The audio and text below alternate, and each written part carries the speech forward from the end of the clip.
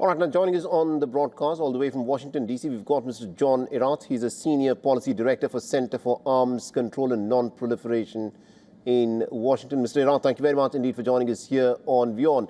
Now, looking at what is playing out between Russia and Ukraine in this very bitter winter, where both nations are targeting the energy grids, and it is being reported this time that an estimated 600,000 people in Belgorod in Russia are without access to power, and literally half of the capital city of Kiev did not have access to power after the Russian strikes last Thursday.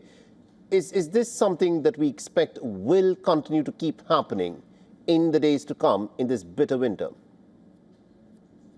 Unfortunately, I believe that that is exactly what we should expect. That's the nature of this war as it has turned out.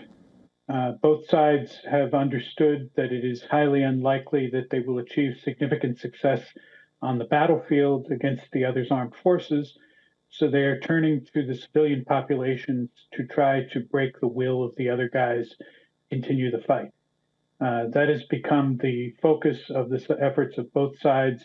And unfortunately, it is the civilians on both sides that are suffering. Right now, Russia struck Ukraine with its Oreshnik hypersonic missile. It can travel at a speed of Mach 10. This is only the second known instance of the Russians having used the Oreshnik missile. The Russian Defense Ministry says it did so as a revenge for that drone attack that took place on Vladimir Putin's residence at the beginning of this year. With this kind of an escalation having taken off at the beginning of 2026, what do you think will be the fate of the peace talks which Donald Trump had been trying to flog? I think that both sides are trying to send messages here that they are willing to continue to fight if the peace efforts are not working out.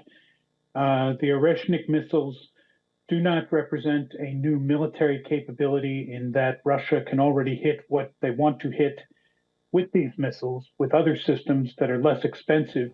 The use of it in this case was to deliver a very clear message that Russia is ready to escalate further, and that by promising NATO troops to be stationed in Ukraine as part of a security guarantee, that's crossing a red line that Russia does not want to see crossed. So they're waiting to see if Washington and other NATO capitals will hand them what they cannot win on the battlefield.